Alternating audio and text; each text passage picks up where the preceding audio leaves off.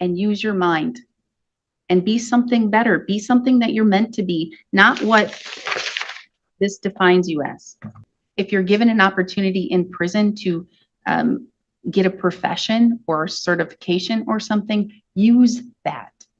If you're able to do the welding, use that. We need more welders. If you're able to do plumbing, figure that out and do that. We need more plumbers. Mr. Weaver pled guilty to counts 1, 3, 5, and 9 for burglary, count 14 of obstructing. To start, this is not a probation case because Mr. Weaver, one, has been on probation before for drugs, and it has not resolved the issues that caused the criminal behavior yet. He's been on supervision or in the courts for about 17 years and is having very much the same behavioral issues that started 17 years ago. In fact, he was on the bond out of another county at the time this behavior happened. His convictions represent, therefore, a defiance of the court order designed to protect the public in that he was under bond.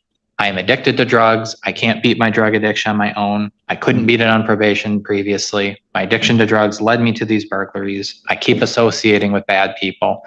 I have mental health issues. I've been trying to deal with them unsuccessfully for 17 years. Those statements go hand in hand with treatment in a confined setting, and that's prison. So to that end, so this was multiple burglaries. In fact, one of the burglaries was done of the same victim, essentially a second time. He discovered it, fixed it up, and then they went in again. After he discovered the burglary and fixed the door. That's pretty aggravating. When we look at what they were really doing, they weren't really, a lot of our classic burglaries we see in this county, people know the cabins get unoccupied during a certain time of year. They break in, they steal what can be sold or traded easily. They run away to do so. They don't come back. Some of that happened here. Some of the property was never returned, but they were also living in one of the cabins and essentially foraging out of the cabins in the area, food, gas, shelter, etc. On the one hand, we could see how poverty is a cause of some of these decisions. On the other, when we look at how Weaver and Mortensen actually treated the properties they broke into, we see that they really didn't care about the people who owned them at all. They really trashed the properties. Sometimes we've seen burglaries that are truly for like homelessness in winter, avoid the elements, where people are much better about not destroying the property. And that says a lot about their mindset and thinking of the properties they were in. So we can't really look at this and just say they were homeless, they had nowhere to go, nothing to eat, and doing this to survive, because you wouldn't do all that damage to the property. And the trashing of them shows something about motivation. It took a certain level of indifference, is what I'm saying, to the victims to do what they did, and that should be accounted for as an aggravating factor. So by going along at the high end of the PSI recommendation here, it sends a message to other people in Mr. Weaver's position that streaks of burglaries don't get you a discount in term of penalty. So for those reasons, I'd ask the court to adopt that recommendation. Thank you. All right, thank you. Clearly needs more psychological intervention, not only to deal with that grief, but the other issues that he endured in his childhood. So there's obviously rehabilitative needs to address. When speaking of the offenses, Mr. Weaver, not only did he acknowledge that he did what he did, but he also spoke about how he understood how the people would feel. And I think that speaks to having some empathy for them. And it's difficult to know if a person is pleading guilty to something. I mean, sure, the state or anybody can say, yes, you're saying you have remorse now because you're dealing with consequences. It's really hard to say when it's going to be taken as sincere and when it's not. But I think one of the statements he made to the PSI writer was very specific about how he understood how a homeowner would feel their loss of peace. That's certainly not something that he got from talking to me. So The only thing I can imagine is that he did actually think about it and had some kind of understanding about how they might feel. So that is indicative of somebody who has thought about it to some extent. And so I do think that indicates sincerity. He Can I say is, something? well, you'll have your chance. Right, when Okay, she's done, sorry. you'll get a whole time and you can tell me, you can take as long as you want to tell me Alright. stuff. Thank you. He is eligible for earned release. Obviously, the court is aware of the mental health diagnoses, so there's rehabilitation as far as that is concerned as well. We do ask the court to adopt the independent report writer's recommendations. Okay.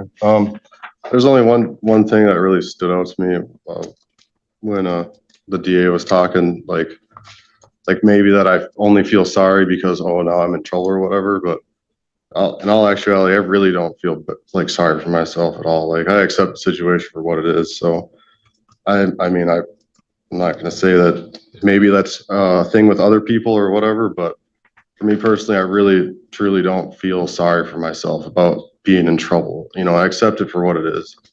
And it, regardless of what happens here today, it doesn't really matter because I've already decided that I'll turn this into a positive thing no matter what happens. So, I mean, it seems like everything in life is kind of like a cyclic thing.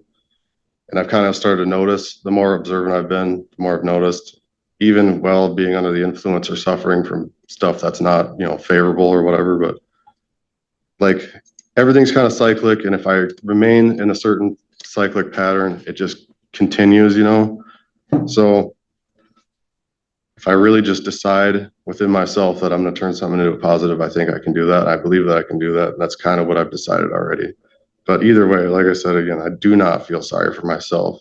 I do feel remorse for the people, not so much for like stolen items, even though that's important as well, but literally because if it was me and I was them, I would feel uncomfortable going there based on the fact that what if someone's lurking around a corner or whatever, or if you have kids and you're bringing them there, they could feel uncomfortable. That's what I feel remorseful about the most.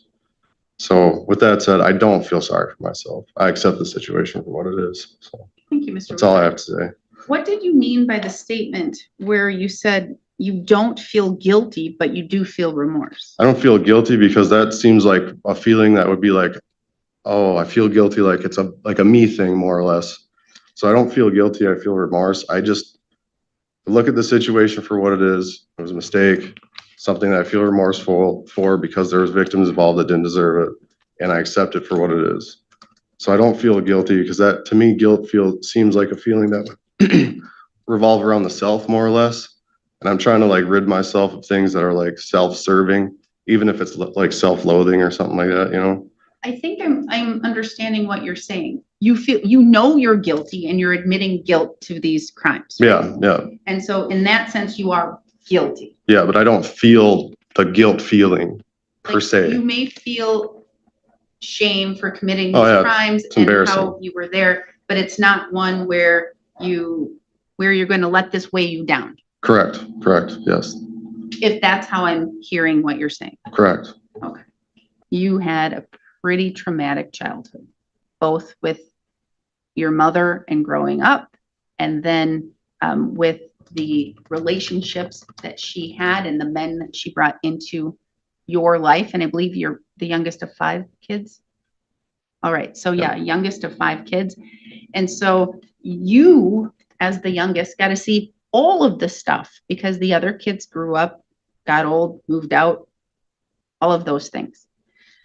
So you got the brunt of it, probably. You were incarcerated and somebody bailed you out. It's a lot of money. And then I don't know what happened from then to when you came back into our custody. But at that time, you posed it, you showed like you didn't accept the responsibility. You weren't going to accept the responsibility, and you didn't care at that time. To an extent, yeah. And at this time, I can tell that you really have a clear mind, clear head. And as it was stated in Mr. Schmidt's argument about the diagnoses of having the social personality disorder and all, whatever the other things are. I wanted to make that statement to you right when I did, since it was being brought out. A lot of people are diagnosed with personality disorders or those types of things, some type of disorder. They may have to take medication for it. They may have to do a lot of therapy for it, but that doesn't define you and who you can be as a human and as a contributing member of a community. I think you want that, Mr. Avery. I truly do think that you want that. You want people to like you, to respect you, to look up to you, or to think of you as more of a contributor or a helper than a taker or a thief. Right. It's embarrassing, honestly. I bet it is. Yeah. And I was really disappointed, not in you and not in the program, but disappointed that when you were in Washburn County Treatment Court, that didn't help. It didn't work. What do you think needs to trigger in your mind for you to, when you're released from custody, have a plan to stay sober? I believe a lot of it falls on me, like if I don't open up myself and accept certain things and decide within myself if I'm going to do something, it's just not going to happen. And in the past, I've been relatively clammed up with people. Like I don't necessarily like sharing things that are personal. I don't necessarily like accepting advice either because I have a hard time trusting people. So for a long time, it's kind of been like wandering around in the darkness, like I never could understand people very well or like who to trust or who not to trust. And all I knew is that when you do open yourself up to people, you usually get hurt. So with that, I kind of just keep stuff to myself, and I have in the past. And I guess moving forward, maybe it's because I'm getting a little older or something. I've spent a lot of time reading books, and I've been fortunate since I've been in here that someone sends me books to read, and they mostly focus around like discovery, self-discovery. And I, spent quite a bit of time just, contemplating stuff, and like, I think I have a little bit better grasp on being able to tell if someone means me harm or well off things or something, So if I decide within myself that I want to make a change in the right direction, I think it'll be more productive. And with that being said, I'll be more open to taking in information and advice from others that might be more experienced than myself. That makes a lot of sense, especially because no one can change unless they want to. Exactly. Understandable. I believe that you only knew Miss Mortensen for a few months before all of this. Yeah, it was a pretty short period of time. Very short period of time before you broke into and destroyed property at the first cabin or the first place.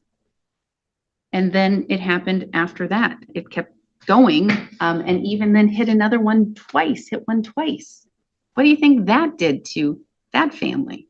Honestly, it'd be hard to even really grasp or wrap my head around it, but I'm sure it's horrible.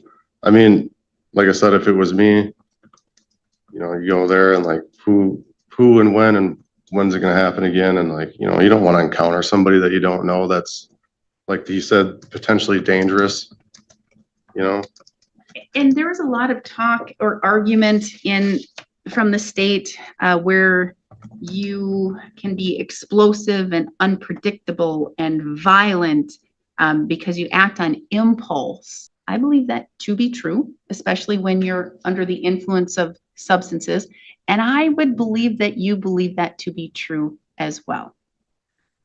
I also believe that when you are free from substances and you are in a place as you are here today, that you may be a little bit more impulsive because that's where therapy comes in and you have to work with therapy. But I think that if situations were occurring today, you would be less explosive, less violent, and have less of those extreme negative tendencies. Do you admit all of that's true? I've had moments where, yeah, I've lost my temper and I'm not proud of it, but it happens and it has happened. And so at times you could be explosive and violent, not beating up some person or something like that, Yeah. but with violent actions, correct? Yeah, I wish we had Mr. Weaver today all the time. yeah, me too. And I'm going to tell you that it will take a lot of work on your part, a lot of work. And it does take therapy, and therapy takes trust, at least with one individual where you can talk to that person and trust that individual. But there is that confidentiality, because I truly think that it will help you with the disorders and your feelings to be able to talk to somebody and have a therapist and do that. I think that will help a lot, especially if you are going to continue down a path of sobriety. Because again, your childhood and the death of your brother, who I think you called your closest and probably only friend. Yeah, he was pretty cool. So my condolences for the loss of your brother. Yep. And sentencing, you've been here before. You've been here a lot of times. And I looked at, well, maybe not here, but mostly Washburn County and over there. But you know what a sentencing judge has to do. I have to go through certain factors and go through certain things that I have to first look at the nature and the gravity of the offenses here. And here we're dealing with, well, 5 burglaries, but you pled guilty to 4, 5 just because it was one that affected one family twice. And you're pleading guilty to that obstructing of the officer. The obstruction isn't as high on the seriousness as the burglaries. And we've already went over why. Thank God no one was present at the places, because then it could have been violent. I have to look at you and your history, and that's why this whole discussion of disorders that you may have been diagnosed with and how you can move forward and a plan that you can take in order to address them. And I'm going to tell you, and to keep the demons at bay. Okay? And I'm not saying you're a demon, I'm not calling you evil, or I'm not saying any of that, but keep that at bay and be the person that you want to be. You want to be liked and respected and looked up to, and you want a community to surround you, not to repel you. I have to look at needing to protect the public, and in doing that, I also have to look at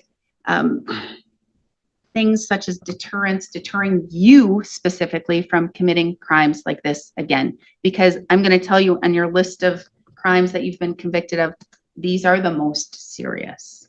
And I have to look at general deterrence, making sure that generally people understand that they cannot commit these crimes, these types of crimes, and that they'll be deterred from doing so, because they'll understand that there will be penalties, there will be punishment. This is not something that they can engage in. I have to look at the victim input and where they are, and if they're able to be made whole, property-wise, emotionally wise. That's not something that I can do, or you can do, quite honestly. Even if you were to write a letter of apology, sometimes it's hard for people to be able to move on and get over an incident, especially a burglary. I'm trying to think if anything else stood out.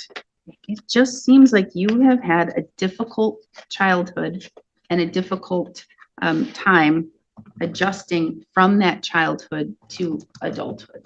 And with your diagnoses, you've been self-medicating. You've been trying to make everything stay at bay and trying to make yourself feel normal by using the substances. I think I'm hitting it right on the head, and you're nodding your head up and down. Yeah, you're not far off, definitely. Everybody wants to feel good, And you were trying to run from the bad. pretty much. Mr. Weaver, I do think that you have the ability to be that person that you want to be. I truly do. You have to stay in this capacity, and you're going to have to work. And as hard as it is for you to be able to trust people, it's hard for me to trust people. You know, you're going to have to learn to trust some people. And you're going to have to learn, hopefully, to trust a therapist and talk some of these things through. Therapy is good for everybody. For anyone and everybody should have therapy where they know they can say anything that they want. It's confidential unless you're going to hurt somebody, harm yourself, something like that. It's confidential. Or they could lose their license. Because I think that's one of the only ways that you're going to be able to work through this. You can't do it alone, and you shouldn't do it alone. I'm going to sentence you to six and a half years of initial confinement, all concurrent. And I'm going to do 5 years of extended supervision. I'm trying to calculate it where there'd be the punishment aspect of sitting time. But if you truly want to do the substance abuse programming, then you'll get that benefit of getting the earned early, the earned release or early release. And then you'll take it seriously. Or if you decide you don't want to do that route, then you have more punishment. It's going to be in your hands, be able to determine that. You're an intelligent man. I believe it was referred to as highly intelligent man. So why waste that?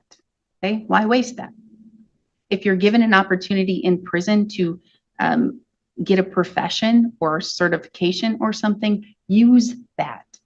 If you're able to do the welding, use that. We need more welders. If you're able to do plumbing, figure that out and do that. We need more plumbers. Okay? And you can make a lot of money doing those things. And then as you're on your path to sobriety and you're released, and if you have those certifications, then you can have your own business instead of having somebody see, oh, look at how much of a felon he is. Okay? Right. So that's a way to focus, and hopefully you can keep that on your vision board. All right? Please move forward and do good. Be good. And don't just try to do something, actually do it. And use your mind.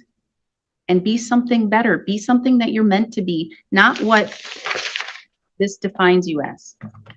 Okay?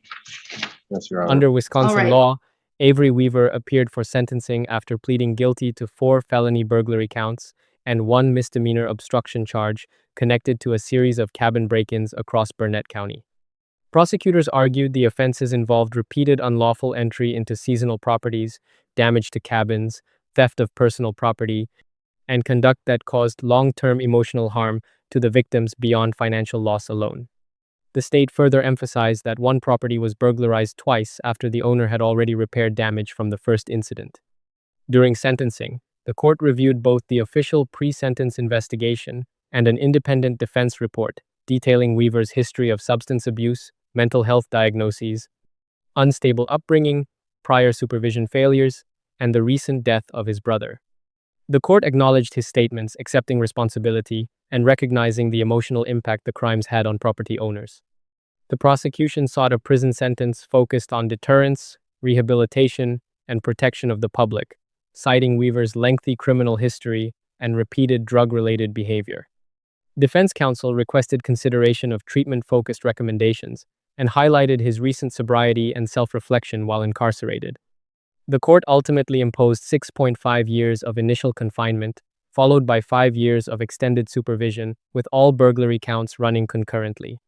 Conditions included absolute sobriety, substance abuse programming, mental health evaluation, supervision restrictions, restitution obligations, and continued rehabilitative treatment while in custody and upon release.